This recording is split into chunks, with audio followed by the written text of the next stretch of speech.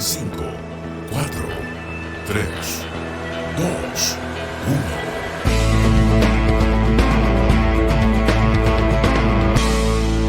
Ok. Hola, ¿qué tal? Aquí estamos en otro día lunes 18 de octubre, son las 10 de la mañana, y vamos a partir de una manera especial. Aquí, bueno, vamos a saludar, ustedes ya nos están viendo los tres. Tenemos una súper eh, entrevistada el día de hoy, ella es Mónica González, perdón, Mónica Gamuri, y queremos partir inmediatamente conversando, así que yo aprovecho de saludarte. Bueno, hola José, ¿qué tal? Hola, ¿cómo están? Y, Hola y Mónica, ¿cómo saludamos a estás? Mónica. Buenos días. Hola, bien, gracias. Y queremos partir de una manera especial, sin canción, sin editorial, porque queremos aprovechar a Concho esta hora. Y para ello voy a aprovechar de presentarte, Mónica, para que nuestros auditores, los que nos están viendo ahora en vivo, y aquellos que nos van a escuchar después por las diferentes plataformas de TXS, conozcan lo que queremos hacer en este capítulo un poco especial este día lunes. Mónica es comunicadora social, y tiene una mención en marketing gerencial y en comunicación estratégica. Y desde ese tiempo, bueno, nosotros nos conocemos, ha sido una de las protagonistas de varios temas, discusiones y propuestas, se podría decir, a nivel sectorial del sector energético, como adaptación climática, mitigación, certificados, capital humano, también participando en Energía más Mujeres, etcétera, etcétera. Hoy día también la presidenta del Consejo de la Sociedad Civil del Ministerio de Energía hasta el próximo año, 2022, y también participas del Comité Asesor para la Actualización de la Política Energética Nacional, la famosa PEN, jurado del premio Aboni, y también, quizás dentro de lo más relevante, es la gerenta general de la Asociación Nacional de Empresas de Eficiencia Energética, ANESCO. Ahora, en particular hoy día, y en lo que queremos centrar la conversación, es que tú eres la coordinadora de energía y del grupo de mujeres del equipo programático de Sebastián Sichel, candidato a la presidencia en elecciones que tenemos en aproximadamente un mes y un poquito más. Entonces, gran parte de este programa lo vamos a enfocar hacia, bueno, tu experiencia profesional, todo lo que tú conoces del sector energético, pero vamos a aterrizarlo a esta coyuntura política, energética, etcétera, etcétera, que tiene que ver no solamente con las elecciones, sino con todos los desafíos que estamos viviendo hoy día como sector y cómo los pretendemos o pretendemos darle solución durante los próximos años. Así que, Mónica, una vez más, bienvenida a este humilde espacio de comunicación de energía. Muchas gracias, Danilo, y gracias, José, por la invitación. Sí, quiero hacer dos puntitos. Efectivamente, soy la coordinadora de energía, es una comisión compuesta por más de 20 personas y probablemente ustedes también muchos los conocen, pero quiero destacar que es bien transversal, ¿eh? No solamente hay gente técnica, ingenieros, sino que también hay comunicadores, geólogos, y todos han tenido participación dentro del sector de energía en diferentes ámbitos y con mucha cercanía también a las comunidades. Entonces, tiene también esa visión bien amplia, bien holística, y eso nos hace entender de alguna manera que el sector de energía no solamente tiene un rol súper social, sino que también es estratégico y debe ser mirado como un sistema abierto, dinámico, donde cada uno de los componentes, los actores y los segmentos son relevantes y todos son protagonistas. Por lo tanto, todos deben trabajarse en cierta armonía y no postergar unos por otros. Así que ese es como nuestro sentido de propuesta. Eso por un lado. Así que, y muchas gracias nuevamente por la invitación.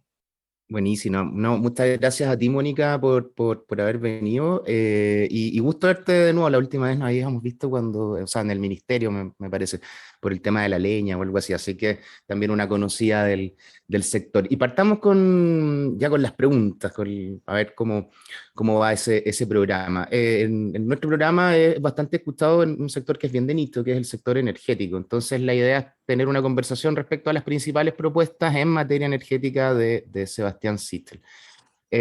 Últimamente hay prácticamente unanimidad, ¿no?, en las distintas candidaturas en cuanto a la necesidad de transformar la matriz energética, ir por un camino de sostenibilidad, aprovechar los recursos renovables con que cuenta el país. la discusión parece a veces perder un poco el rumbo y a veces en lugar de pensar en una transición energética responsable, hay como una carrera de quién elimina en forma más rápida el carbón, quién elimina en forma más rápida el diésel. Y ahí la pregunta es a lo que ustedes plantean. ¿Cuál es la postura de ustedes respecto a descarbonización? ¿A qué ritmo les parece que lo debiéramos hacer?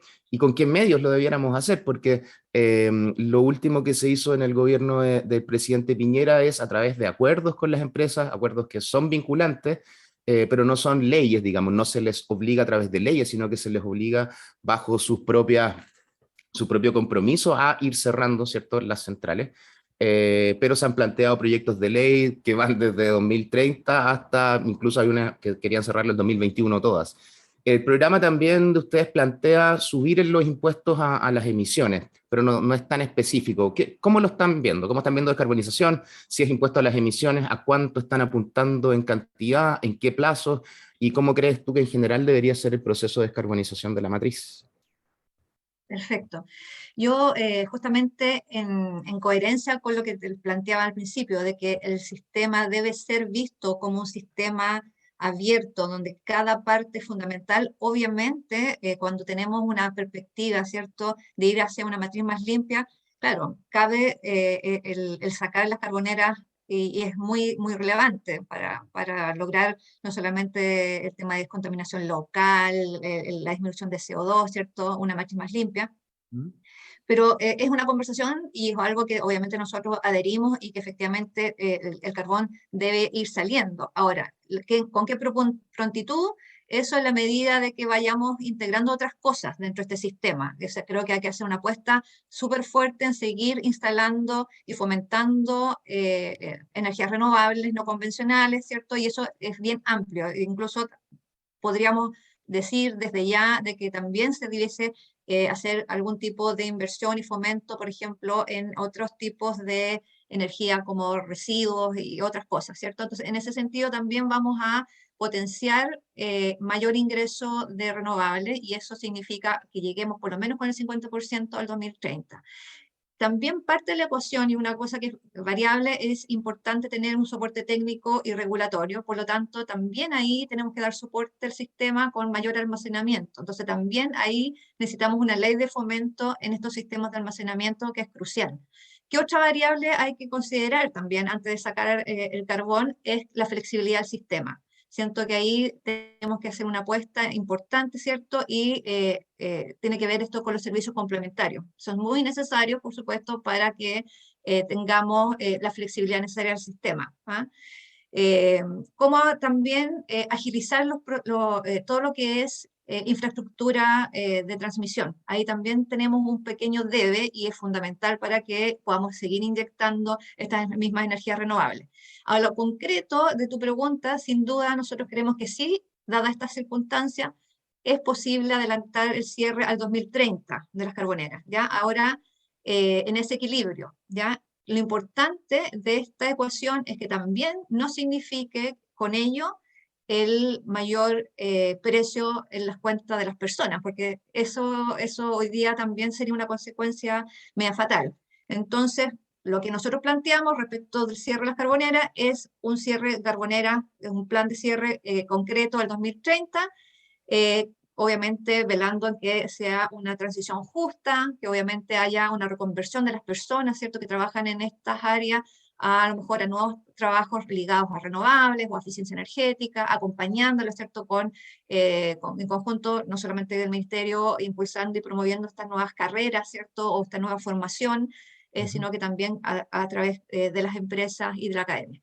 Y respecto a lo que me mencionabas tú también del impuesto verde, el impuesto verde también tiene algunas cosas que evaluar, no solamente el precio, que ya es una conversión casi obvia, que es muy poco el precio y eso da malas señales, ¿no? Da una señal ambigua respecto de, bueno, quién contamina y por qué estamos pagando tan poco, las señales son un poco difusas. Pero también es importante señalar que hay que evaluar cómo se aplica esto, porque hay un costo variable. Y también quién lo paga. Hoy día se prorratea el valor y lo ideal sería que en definitiva, y esa es nuestra política, ¿cierto?, es que el que contamina pague, ¿cierto? En ese sentido, Lo que hemos planteado como comisión y desde la propuesta de Sebastián Sichel es que efectivamente el monto debe transitar y tiene que aumentar en la medida de lo posible, ¿cierto?, hacia los $30 la tonelada, pero por supuesto también ir viendo, porque esto no, seamos transparentes, esto tenemos las mejores de las intenciones de tener una matriz más limpia, pero esto impacta en las cuentas. Tú sabes que la composición de las cuentas también tiene que ver con, bueno, una serie de cosas, potencia, energía, etcétera, etcétera, y también esto, o sea, también el impuesto pudiese afectar el precio al final de las cuentas de las personas en su artículo 134, ¿cierto? Así que habría que analizarlo, pero está en nuestra voluntad hacerlo gradualmente dentro de los próximos 10 años. Eso debiese ser como la fórmula de equilibrio entre aumentar el precio del impuesto y no perjudicar tampoco a las personas. Perfecto, solo una pregunta muy cortita antes de ir a la próxima. Cuando dicen a 2030, ¿lo harían a través de estos acuerdos vinculantes o ya directamente con un proyecto de ley como los que están hoy en el Congreso? Mira, yo creo que esto estamos en vista, estamos considerándolo, y yo creo que tiene que ser analizado. Yo creo que es muy prematuro ir y hacer una propuesta. Yo creo que tenemos que ver cómo está pensándose y cómo se van dando las cosas, pero yo creo que en definitiva es lo que va a pasar, ¿ah? Yo creo que hay que dar esas señales y ya veremos. Sí. Oye, quiero resaltar algo muy importante que tú dijiste, que tiene que ver con esta transición adecuada. Podemos pensar en el 2030, 2028, 2032, una vecindad cerca de ello, pero lo importante es que, bueno, vamos a sacar una gran parte de la matriz energética, donde hay que reemplazarle más encima, cubrir el crecimiento y cubrirlo de forma segura. Hay otro pelo de la sopa del proyecto que se ingresó la semana pasada sobre todo lo que tenga que ver con combustibles fósiles fuera del 2030. Entonces, me gustaría rescatar lo que tú dijiste de transición. O sea, lo que haya que hacer al plazo que sea, ojalá lo antes posible, tiene que ser de una manera económica, obvio, y segura para el suministro de todo, o sea, del sector industrial y también obviamente los clientes regulados como lo somos nosotros. Hay un punto súper importante que me gustaría, que quise destacar de lo que tú comentaste. Quiero ir a otro tema que tiene que ver más o menos con la figura del Estado en el sector energético. El sector en Chile, el Estado no tiene ninguna participación, ni en generación, ni en transmisión, ni tampoco en distribución, como sí la tuvo antes y después de un proceso de modernización, se podría decir, del sector. La verdad es que se privatizó, ya estamos hablando de historia antigua, hace como 40 años. Pero siguen hoy día varios modelos, algunos mixtos, otros de propiedad estatal, de varios países que sí tienen intereses y algunos de ellos que incluso participan en Chile a través de esa empresa. Países como Italia, Francia, Noruega, el mismo China, que tienen como algunos modelos de economía donde el Estado puede participar con ciertas características, algunas murallas para que no se, ¿cómo se llama? Confundan los papeles, pero sí tiene participación en sectores estratégicos como en el caso de la energía. Yo no sé si dentro del comando del plan de trabajo, de la discusión interna que tienen ustedes, han analizado el rol del Estado. ¿Ustedes tienen en vista alguna participación más activa que se quiera o se deba implementar en el futuro, una participación más activa del Estado en este sector?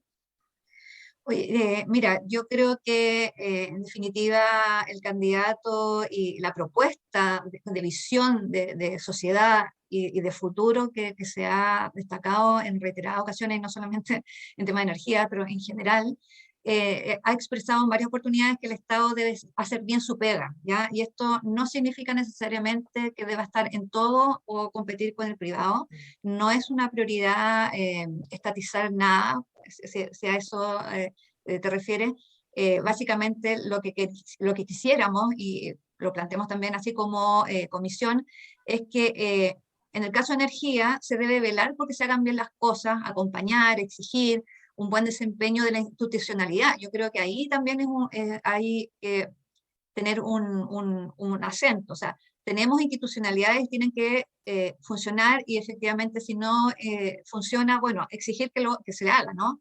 Yo creo que cada uno tiene un rol y debe cumplirlo. En términos del sector, yo creo que el sector en general ha dado buenas señales de que lo hace bien, ¿ya? Se ha avanzado y hay cosas que mejorar. En ese sentido, lo que debiese hacer el Estado es dar las certezas en términos de estabilidad, dar seguridad política, económica, regular a tiempo, porque también eso es fundamental. Hay veces que en esta dinámica, el sector es muy dinámico, hay que regular a tiempo, manteniendo, ¿cierto?, esta visión de largo plazo, el beneficio de las personas, pero por sobre todo regular, fiscalizar y dar las certezas jurídicas. Yo creo que en este sentido eso es lo prioritario. ¿Ah?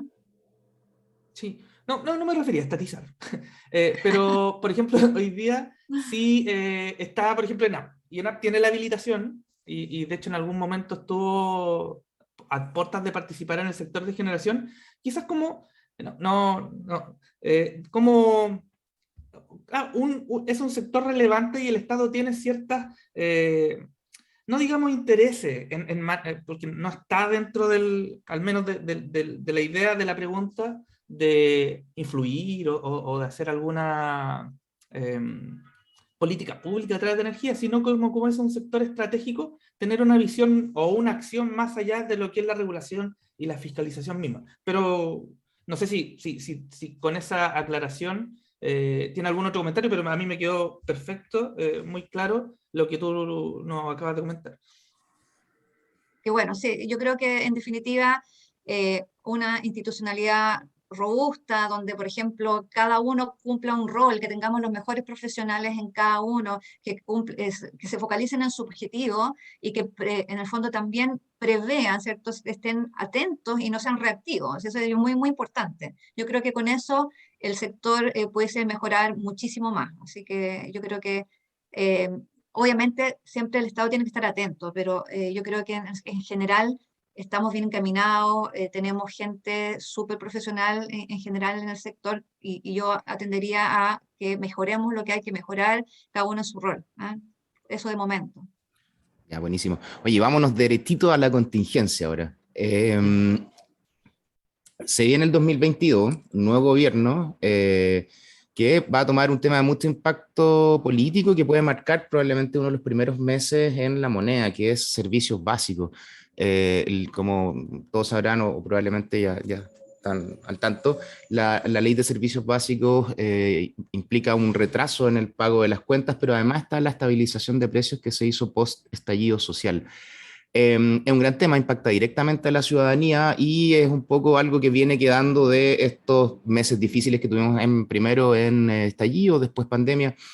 ¿Qué papel crees tú que debe tomar o ustedes más bien, el rol, el Estado en este tema? Porque hay una deuda grande que se está acumulando y algunos han planteado dividirla entre distintos segmentos, otros han planteado que el Estado asuma una cierta parte para, digamos, para las personas y eso permita pagarle a las empresas. Otros que, no sé, pues hay distintas soluciones. ¿Qué plantean ustedes al respecto? Como si es que llegan en marzo esta papa caliente que está en el sector. Sí, bueno, nosotros como comisión habíamos visto este escenario, estábamos justamente advirtiendo, incluso manifestamos en una carta ir a buscar las soluciones a la brevedad posible, porque si bien es cierto, como tú decías, José, fueron dos decisiones que se hicieron en una coyuntura, ¿cierto? Y obviamente tiene la mejor de las voluntades, por un lado, estabilizar los precios, porque dado los cambios, ¿cierto?, y las inversiones, las cuentas no bajan. De hecho, se estima que a los próximos 10 años todavía las cuentas van a seguir subiendo, dado que hay nuevas tecnologías, hay energías limpias, pero todavía el precio no baja hacia las personas. Entonces, hubo una buena intención de estabilizar los precios, pero se produjo una deuda. Y según esa ley, la deuda va a tener que ser pagada hasta 48 meses, por lo tanto es una deuda tremenda para la gente. Hay muchas familias que definitivamente no lo van a poder pagar. Y lo segundo es lo de los precios, ¿cierto?, de los servicios básicos, que se hizo también una coyuntura específica, pero que significa a la larga que el plazo termina el 31 de diciembre y las empresas por ley debiesen ir a cortar el suministro. Y eso es muy, muy terrible.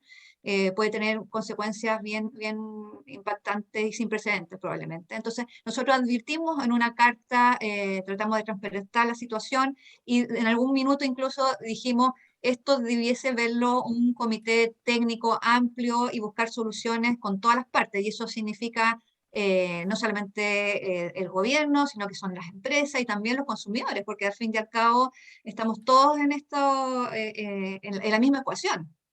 Por lo tanto, bueno, nosotros habíamos hecho un par de propuestas, pero yo entiendo, y así lo confirmé, el ministro Llobet acogió el llamado, se presentó la semana pasada en el Congreso y postulaba justamente dos cosas: un subsidio, ¿cierto?, a las personas, que tiene que ver a las familias más vulnerables, en el sentido algo similar a lo que es hoy día el servicio de agua potable, ¿cierto?, que se basa en un consumo promedio.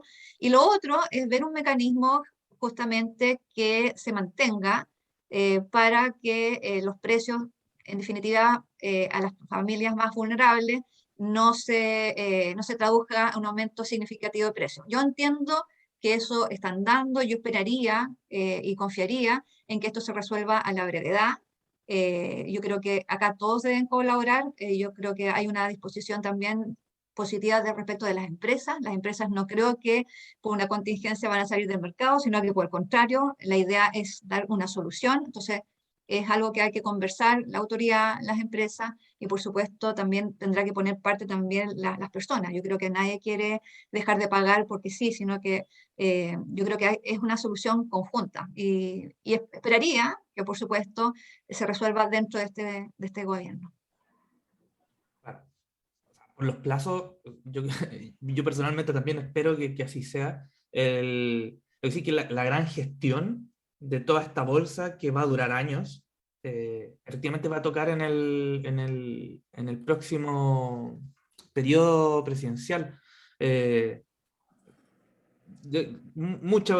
Tú bien lo dijiste, esta es una solución que no puede esperar tanto, y hace mucho rato que también a través de la carta, otros sectores, otros actores también han dicho que la solución, o al menos la viabilización de lo que pasa desde el 1 de enero en adelante, tendría que estar ya diseñada, ya establecida, porque estamos a puerta, quedan 2 meses para el 31 de diciembre, y la verdad es que ahí se va a venir un golpe bien importante, sobre todo a los clientes, bueno, a los clientes regulados, que son los que están bajo esta modalidad de congelamiento de las cuentas y no pago o no corte del servicio en algunos casos.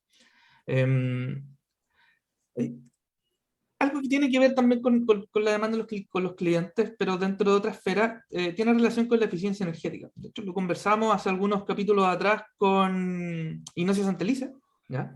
El director de la Agencia Chilena de Eficiencia Energética, y nos contaba de las experiencias que ha tenido la agencia, de cuáles son los planes que han implementado, con algunas historias, anécdotas más, anécdotas menos, de cómo se ha hecho esto durante los últimos años. Está prácticamente trabajando desde el inicio en este sector. Y dentro del el programa de Sebastián Sichel, uno de los pilares es la eficiencia energética. De hecho, voy a tomar una cita textual, que dice que es imperativo contar con una ley de eficiencia energética robusta que oriente un plan nacional que coordine los esfuerzos públicos y privados. De todo lo que se ha hecho, todo lo que se ha avanzado, de hecho tenemos una ley hoy día, donde ya no se deja esto de la eficiencia energética un poco al libre albedrío de los diferentes actores, sino que se establecen planes y se establecen acciones a nivel legal. ¿Dónde avanzamos más? ¿Qué es lo que falta? ¿Qué es lo que de esta ley adolece que es necesario robustecer durante los próximos años? ¿Dónde pondríamos el foco en el gobierno de Sebastián Sichel? Pues yo creo que todos sabemos, y en esta explicación inicial que te di yo, de un sistema abierto, dinámico, donde todo se relaciona bueno, ahí queda claro que la eficiencia energética, que no se hizo hasta ahora, bueno, vamos a tener que ponerle un acelerador de alguna manera. La ley es súper bueno, contar con la ley es un primer paso, pero probablemente vamos a tener que fortalecerla de alguna forma su alcance y su aplicación vía reglamentaria. En particular, básicamente, acá nos referimos a procedimientos de accountability de las industrias, ¿ya? Y todo el resto de acciones desde el ministerio o desde esta colaboración pública-privada tendría relación básicamente en complementarla. Te explico más o menos cómo lo vemos. Una, por ejemplo, es mostrar mayor liderazgo. Siento que a nivel de comunicación y de cómo se comunica el ministerio, tiene que fortalecer el liderazgo de la eficiencia energética. De alguna manera, incluso sin ley, Chile tenía ciertos liderazgos respecto de algunos países en términos de eficiencia energética, como lo estaba haciendo, ¿ah? Pero no es visible. Entonces, para la gente, por ejemplo, no es visible hacer un seguimiento. Entonces, una de las propuestas nuestras también es crear, así como hay mucha información diseminada en muchas webs, por ejemplo, crear una plataforma donde puedan todos los sectores productivos, la minería, la construcción, no sé, el agro, etcétera, todos los segmentos pudiesen ir no solamente publicando qué se hace en eficiencia energética y el impacto que esto tiene justamente en reducción de emisiones, sino que también sirva de monitoreo, porque de alguna forma debemos transparentar la información. Hoy día nadie tiene eso. O sea, si tú le preguntas al Ministerio de Energía cuánta eficiencia energética se ha hecho, no se tiene. La agencia tampoco lo tiene. No hay un seguimiento, ¿ya? Entonces yo creo que a nivel de transparencia, pero también de tener la información a la mano, asequible, tanto para las personas, como dice Silvestre, lo público y lo privado, debiese existir ese sistema de manera también de incentivar a otros a hacer las mejoras, ¿cierto? Por otro lado, ¿qué otra cosa nosotros decimos que es importante? Es que exista de alguna forma un proceso de licitaciones públicas más transparente, con procesos estandarizados, por ejemplo. Hoy día las publicaciones, ¿cierto?, aparecen, pero no hay un estándar, por ejemplo, de cómo hacer las licitaciones. Nosotros tenemos muchas llamadas, por ejemplo, de municipios que quieren hacer licitaciones, pero no tienen una guía. Entonces, la guía debiese ser también, por ejemplo, un método online y no tener que depender de un funcionario de tal o cual institución, ¿te fijas? Sino que debiesen transparentarse de ese tipo de cosas. Los usuarios de energía, tanto los individuos como las empresas, también son fundamentales. Entonces, en ese sentido, también ese acceso a la información aporta en este nuevo ciclo donde las personas también contribuyen a la carbono neutralidad. Eso yo creo que es importantísimo. Y lo otro es básicamente incluir, dado que nosotros pensamos en tener una ley de distribución, bueno, por lo menos ahí presentar un esquema regulatorio que de alguna manera también incentive la eficiencia energética a nivel residencial. Sumado a esto, algo que no está y que tiene que ver básicamente de una gestión desde la banca, es que nosotros queremos de alguna forma fomentar la existencia de instrumentos financieros para la recuperación de modernización y rehabilitación de edificios existentes. Entonces, así como existen hoy día algunos proyectos o productos del Banco Estado, bueno, debemos mejorarlo. Entonces, ahí está nuestra intención de ir en esa línea, poner a disposición la información necesaria para que ellos también mejoren su proceso, porque hay mucha burocracia involucrada, los periodos son más largos de observación, de presentación de papeles, también la tasa no es tan atractiva, entonces de alguna manera queremos incentivar ese tipo de cosas.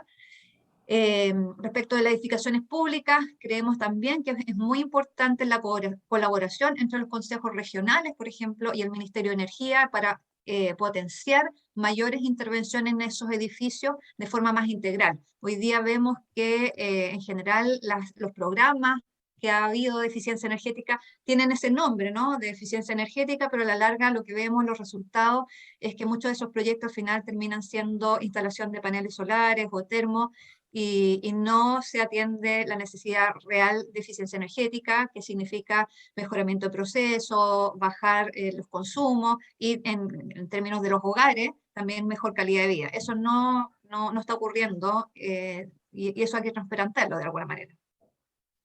¿Cómo hay un concepto bien... no es popular la palabra, pero que ha estado muy comentado durante los últimos años, que tiene que ver con la pobreza energética, que se suma a la eficiencia energética. Sobre todo me acordé porque tú lo mencionaste con la interacción que puede haber con la construcción o vivienda social, etc. ¿Cómo relaciona esos dos? O quizás tomémonos de esa arista. El problema de la eficiencia energética en viviendas sociales. Me acuerdo que Claudio Sivas en nuestra entrevista nos comentaba de una diferencia de grados que hay en una casa de un sector del barrio alto versus otra casa de un sector popular. Y eso tiene que ver obviamente mucho con las características constructivas, pero también con los elementos energéticos que tienen los ciudadanos a la mano. ¿Nos podemos ir por esa lista un poquito de qué es lo que Sí. ustedes piensan o qué es lo que tú piensas en general de este concepto de pobreza energética? Bueno, la pobreza energética no es solamente tener plata para pagar las cuentas, ¿ah? Como bien decías tú, tiene que ver con varias variables y yo quiero ser súper sincera. O sea, de norte al sur, independiente de la clase social, todos los chilenos pasamos frío. Lo que pasa es que, claro, los que tienen más recursos podrán abrigar más la casa, digamos. Pero en general tú vas a cualquier oficina, edificio público y no está hecho porque efectivamente antes no, la construcción no tenía criterios de eficiencia energética y no vamos a culpar a nadie de eso. Es lo que es nomás y es parte de la historia de la humanidad. Vamos evolucionando, esperamos a lo positivo y no regresivo, ¿cierto? Entonces, en definitiva, lo que queremos lograr es tratar de erradicar la pobreza energética. Efectivamente, hay proyectos y hay también subsidios que tienen que ver y que se pueden complementar. Por ejemplo, nosotros hemos visto que vivienda tiene un ítem, ¿cierto?, de mejoramiento de la vivienda para familias vulnerables. Bueno, lo óptimo sería que ese subsidio sea bien aplicado. Hoy día tenemos casas de gente más vulnerable, ¿cierto? Pero que no tiene condiciones en términos de pared, ventanas, techos, apropiados como para llegar y hacer otro tipo de instalaciones. De hecho, las instalaciones eléctricas no son las apropiadas, ¿no? Y eso es algo que se multiplica en todo Chile, ¿eh? O sea, y no es necesariamente ser pobre para tener una mala instalación eléctrica. Las malas instalaciones eléctricas es parte de la mayoría, ¿eh? Entonces, ¿qué tenemos que hacer? Tenemos que tratar de ir perfeccionando ese tipo de cosas. Las viviendas sociales o de gente con más vulnerabilidad, tenemos que hacer el esfuerzo de complementar esos subsidios. Entonces, en vivienda, por ejemplo, lo lógico sería arreglar los techos, murallas, ¿cierto? Y luego tener un segundo clic, a lo mejor un subsidio desde el Ministerio de Energía, para poder complementar, una vez que ya la vivienda tiene una calidad suficiente en términos básicos de criterios de eficiencia energética, en techo, paredes, por ejemplo, ventanas. Bueno, ¿cómo lo complementamos? Le damos calor. Podemos efectivamente poner a lo mejor paneles solares o un termo solar, pero yo creo que en ese sentido los dineros están, pero hay que poner foco. Y en ese sentido, lo que te decía, la eficiencia energética está al debe, porque creo que de alguna forma no se priorizó, no era parte de la ecuación. Yo creo que hoy día sí debe ser parte de la ecuación para ir en solución de la pobreza energética, sí o sí. Claro, foco y quizás también coordinación, porque hay varios ministerios que intervienen y no necesariamente, se vio un poco con el programa el Recambia tu Calor del Ministerio de Energía, donde habían ciertos subsidios en medio ambiente, otros en vivienda y estos que se impulsaban en energía del recambio de calefactores, y eso no necesariamente estaba coordinado. Así es que estoy de acuerdo también en lo que planteas. Pasemos a hidrógeno verde, que es contingente en términos de debate público, pero quizás no tanto en cuanto a acciones diarias, digamos, o inmediatas. Es posiblemente la política más visionaria que se ha impulsado desde este gobierno, y probablemente en las últimas décadas, en particular del ministro Llobet. Intenta levantar una industria productiva nueva en el país, a diferencia, por ejemplo, de la energía renovable, electromovilidad, cuya infraestructura y desarrollo básicamente fue adquirida a otros países y no se desarrolló en Chile, si bien después acá tenemos buenas condiciones para desarrollarlo. Eso a diferencia de hidrógeno, donde sí se está impulsando una industria productiva nueva. En el programa de gobierno ustedes plantean facilitar proyectos, potenciar el mercado doméstico, y la idea también de Hágase la Luz es justamente ahondar en conceptos que permitan que entendamos un poco mejor ciertas cosas como esta. ¿A qué se refieren con facilitar proyectos, potenciar el mercado doméstico? ¿Nos podrías contar un poquito más en términos concretos cómo facilitarían, potenciarían, cómo impulsarían el desarrollo? Y a su juicio, ¿cómo se ha hecho hasta hoy en hidrógeno verde? ¿Irían más rápido, más lento, de otra forma? Oye, mira, yo creo que sí, si bien es cierto, se ha planteado como una nueva industria y creo que es de todo sentido habilitar para que esto suceda, el hidrógeno verde, para que se haga realidad, va a tomar su tiempo, ¿no? Estamos hablando de 10, 20 años a lo menos.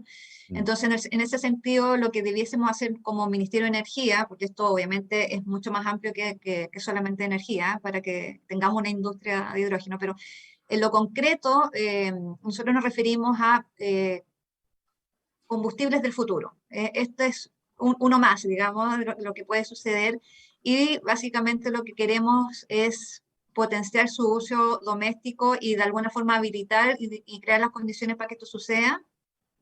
Y tenemos como dos puntos relacionados a lo que se puede habilitar hoy día o a partir de este gobierno en hidrógeno verde. Uno tiene que ver en relación con fomentarlo a nivel de la minería y que la minería hibridice en el fondo sus motores de combustión convencionales y que complemente con hidrógeno verde.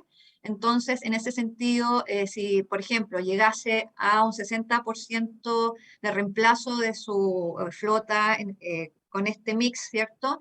Las inversiones pudiesen ser consideradas como pago del crédito del royalty minero. Eso es por un lado. Ahora, en términos de transporte, por ejemplo, lo que nosotros hemos pensado es que el hidrógeno puede habilitarlo con la generación de ciertos proyectos pilotos, utilizando hidrógeno verde. Uno es un proyecto de un tren local, ¿cierto? Lo otro son pilotos de flota de buses de transporte interurbano y también otro piloto de camiones de transporte de carga. Eso básicamente porque una vez que se produce el piloto, que se hacen las pruebas, los testeos, se pudiese a lo mejor de alguna manera producir ¿cómo se llama? No como copy-paste, en el fondo se puede de alguna forma masificar o ir incorporándolo en otras, no sé, industrias, otros competidores, digamos. Pero yo creo que ahí hay buenos ejemplos de cómo se puede hacer práctica y habilitar su uso interno. A eso nos referíamos un poquito. Perfecto. Súper. Te voy a llevar a un tema que a mí me gusta, que tiene que ver con la reforma a la institución. Que supongo, bueno, está en el plan, va a ser un pilar importante también en un eventual gobierno de Sebastián Sichel. Lo quiso hacer la presidenta Michelle Bachelet en su segundo periodo, cambiar la distribución. Se presentó más que un proyecto, quizás eran los pilares de qué es lo que tenía que pasar, y eso se dejó de alguna manera al gobierno siguiente, al segundo gobierno de Sebastián Piñera. No se pudo concretar en el segundo gobierno de Bachelet y al parecer tampoco ahora va a pasar. De hecho, Máximo Pacheco en una de sus cuñas dijo que las empresas habían hecho un lobby feroz y por eso se había detenido, etcétera, etcétera. El ministro Llobet presenta este proyecto de ley al Congreso dividido en 3 partes y dado los plazos y ahora que estamos en contingencia política eleccionaria, etcétera, lo más probable es que no se apruebe de aquí a fines de febrero. Yo creo que el diagnóstico en general es como bien común y bien socializado en el sentido de que es necesario modernizar la distribución, llevar tecnología a las personas, lo que va a permitir tener mejor seguridad y calidad de servicio, y por ende instaurar esta figura del comercializador de una manera obviamente ordenada que esté a la par también con los procesos de licitaciones que nosotros tenemos hoy día. Y el tercer pilar importante tiene que ver con el fomento de la generación domiciliaria, la generación a nivel de distribución, los 3 grandes hitos. Se dividió en 3 proyectos, quizás pueda ser en el futuro uno solo, etc. Quizás, ¿cómo se presentaría o cuáles serían los principales puntos de una ley de distribución 2.0, se podría decir, que debería presentarse en los primeros meses de un año, dado que como te decía, el diagnóstico está como bien, es común. ¿Sí? ¿Cómo lo ven cómo lo ven ustedes? Sí, bueno, la verdad es que sin distribución es difícil dar mejor calidad de servicio, tener libre elección de suministrador. O sea, la verdad es que lo que sí hay que empujar es esto, o sea, una ley de modernización de la distribución eléctrica, o sea, que establezca claramente cuáles van a ser las condiciones para garantizar esa libre elección, mayor competencia, ¿cierto?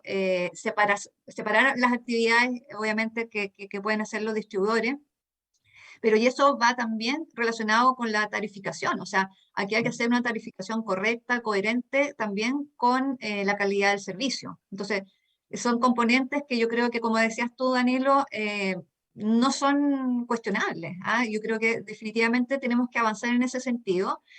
Y un punto así como paréntesis entre medio, probablemente que el esquema regulatorio basado en lo que es hoy día la empresa modelo ya tampoco va a ser suficiente y probablemente el modelo va a tener que ser adecuado y ser modificado. ¿Ya? Eso por un lado. Y lo otro que nosotros queremos impulsar bien es un plan de inversión de infraestructura de distribución eléctrica. Básicamente, eso tiene que ir justamente lo que hablábamos de entregar a los chilenos y chilenas una calidad de servicio comparable a los estándares OCDE, pensando en países que tienen ingresos similares. En resumidas cuentas, ¿en qué impacta esto? En poder lograr objetivos que se ha planteado Chile, por ejemplo, en términos de suministro, la calidad de suministro, que no haya cortes, por ejemplo, de suministro como lo hay hoy día, y más bien ir en la línea de las 4 horas de interrupción al 2035 y 1 hora al 2050. Y en ese sentido también esta candidatura, este programa que estamos planteando tiene que ir en esa línea. Así que yo creo que no hay duda al respecto, Danilo, y tenemos que ir fuertes en ese sentido.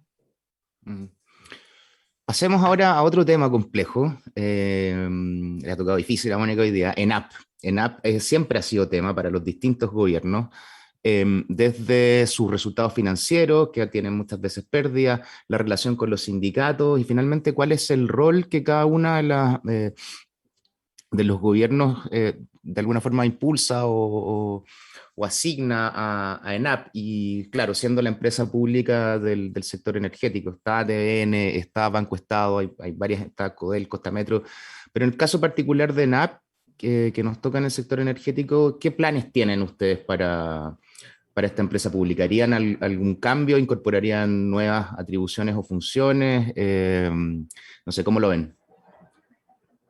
Mira, yo creo que esto también de alguna manera lo respondí antes.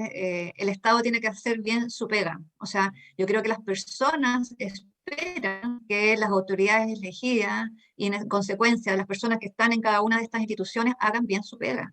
Lo que ha pasado en los años anteriores, ¿cierto? Es que efectivamente NAP era como una piedra en el zapato porque era prácticamente pérdida. ¿Ah? Entonces, hoy día vemos otras señales. En los 2 últimos años aparece que hay una nueva gestión, hay una mejor gestión y si ven la página web, hoy día o sea, está publicado de hecho los resultados del primer semestre de NAP y apunta por primera vez en mucho tiempo que tienes, ¿cómo se llama? Cifras positivas. Estamos hablando de 60 millones de dólares versus los 103 millones de dólares de pérdida en igual tiempo del año pasado, en el igual periodo.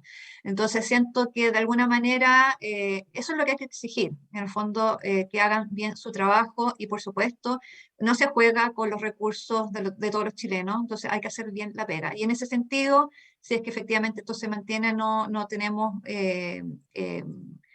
pensado actuar de alguna manera en específico y creemos que ojalá que esto se mantenga. Pero hay que estar observándolo, ¿sí? En el fondo, así como también creemos que es importante esta institucionalidad fuerte de la CNE, del coordinador eléctrico, de la SEC, sé yo, bueno, también se espera lo mismo de cada una de las empresas del Estado, así que esperemos que siga funcionando bien. ¿Y le asignarían algo en hidrógeno verde? O sea, ¿impulsarían a través de NAP o todavía están viendo cómo hacerlo desde la parte estatal, digamos? Mira, yo creo que es algo que está viéndose, así como hablábamos de esta posible combinación de cierto de hidrógeno con los combustibles. Bueno, es algo Claro. que obviamente tiene que evaluarse, y si es que hay alguna sinergia y algo que efectivamente signifique beneficio para las personas y mayor desarrollo para el país, se verá en su momento. Pero yo creo que es algo que hay que evaluarlo. Mónica, me voy a salir un poquito, o sea, me voy a agarrar de un punto que tú mencionaste, que las instituciones tienen que hacer su pega, lo cual es evidente. Y se ha hablado harto en los últimos meses del papel bueno, de la superintendencia y un proyecto de ley que está pronto a ingresar para darle una modernización del fiscalizador del sector energético en este caso. Pero también se ha hablado de la Comisión Nacional de Energía, el regulador del sector, en cuanto como a su gobierno corporativo, de que podría parecerse a la Comisión del Mercado Financiero con un grupo colegiado. Recientemente hay también un proyecto de ley que aunque aplica a las remuneraciones tanto del panel como del Coordinador Eléctrico Nacional, también va hacia el corazón del modelo del coordinador, en cuanto a la responsabilidad, las características del consejo, etcétera, etcétera. A modo general, no práctico, o sea, no específico en alguna institución o organización de carácter público, es como si ustedes lo han hecho, pero que nos cuenten cuál es la evaluación de la institucionalidad del sector, y si es que dentro de esas evaluaciones nacen algunas posibles o ideas de modificar. Por ejemplo, quizás lo de la Comisión Nacional de Energía. Eso como, si nos puedes contar. Sí, básicamente lo que pensamos es que efectivamente las instituciones tienen que hacer una revisión exactamente de cuál es el objetivo, y en ese sentido, obviamente, no solamente necesitamos a los mejores profesionales, sino que también dar transparencia y dar seguridad de que las instituciones van a hacer lo correcto, más allá de la contingencia, ¿cierto? O del eh, gobierno de turno, digamos. Siento que efectivamente el sector energético no solamente tiene este rol social que hablábamos que es muy importante, ¿cierto?, para asegurar la calidad de vida de las personas, sino que es estratégico. Entonces, en ese sentido, tiene que ser previsor, tiene que tener un carácter neutral, y la apuesta es eso, revisar la institucionalidad en el sentido de que si son las personas adecuadas, cómo se manejan, ¿cierto? Si es que van en caja, y el éxito de la institucionalidad tiene que ver con que hagan la pega, o sea, en el fondo, si cumplen efectivamente el rol para el cual están siendo contratados. Así que en ese sentido hay que revisarlo, por supuesto, pero el carácter neutral y profesional es sin duda la vara, ¿no? Muy importante. Y Mónica, ya se nos pasó, aunque no lo creas, se nos pasó casi todo el programa, nos quedan un par de preguntas, pero no podíamos irnos sin preguntar esta, que es un debate que se ha tomado el sector en los últimos años, diría yo, que va y viene a veces, desde los 2000 más o menos, que se viene conversando esto. Es pasar desde un mercado eléctrico mayorista basado en costos a uno basado en ofertas. Entonces, de esa forma, centrales con bajos costos variables, como las renovables, podrían ofertar precios que las hicieran un poquito más viables, dar señales de comportamiento a los agentes, asignar de mejor forma, por ejemplo, la causalidad para efectos de flexibilidad, entre otras ventajas que se han enumerado. Pero por otro lado, tenemos un sector donde, si bien hay muchos competidores aún, sigue siendo concentrado en términos de participación en el mercado. ¿Tienen alguna postura respecto a este paso hacia un mercado de ofertas en el programa? O sea, sin duda estamos en un punto de inflexión, así como funcionaba el sistema de generación, hoy día es un abismo diferente, ¿cierto? Es muy distinto.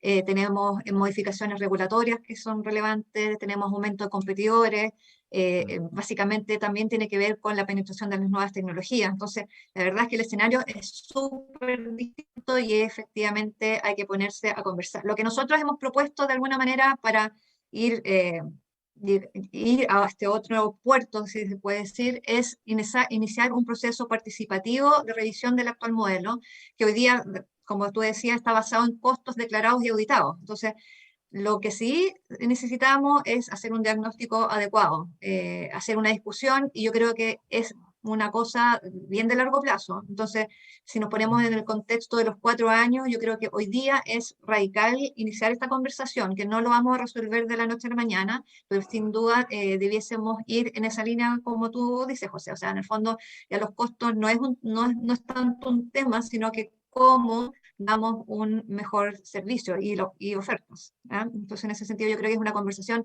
que hay que iniciar ya, pero probablemente no es de corto plazo, no se va a solucionar de la noche a la mañana. Así es, no es de corto plazo, tienes toda la razón.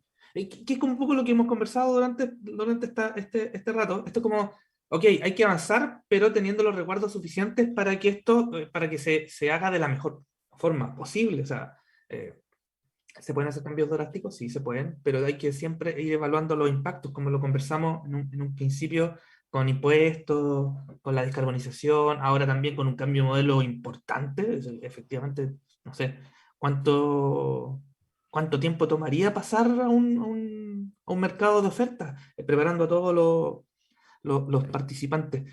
Mónica, no sé si tienes algo que nos quieras comentar para cerrar, un minuto de alguna idea que quizás quedó en el tintero, que tú nos quieras contar acerca del programa, de las ideas que ustedes tienen. Te dejamos como el derecho no es derecho a réplica, pero este espacio donde tienes espacio libre para contarnos muy brevemente quizás algo que no hayamos incluido dentro de la conversación. Uy, yo quiero, bueno, agradecer esta conversación. La verdad es que sí, se pasa súper rápido y probablemente necesitamos otro programa para hacer más doble clic y tomar otros puntos del programa y de lo que necesita el sector. Pero en general yo diría que el sector tiene que seguir siendo visto como un tema de Estado. Es muy relevante esto, no perdernos en ese sentido. Es un sistema abierto y dinámico. Por lo tanto, siempre hay que estar pendiente de cómo mejorarlo, y todos somos parte.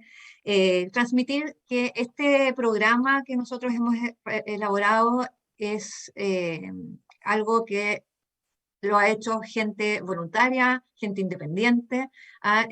Todos tenemos alguna sintonía y algún trabajo, ¿cierto?, dentro del sector, por lo tanto, lo vemos con esa óptica, por un bien para el país. Entonces, en ese sentido, creemos que es un programa rico, nutrido, bastante holístico, que incorpora todas las miradas, no deja a nadie bajo la sombra de un titular, como a veces pasa. Por el contrario, están tomadas todas las áreas, todos los segmentos, y creo que lo hace en ese sentido un muy, muy buen programa, sólido, coherente.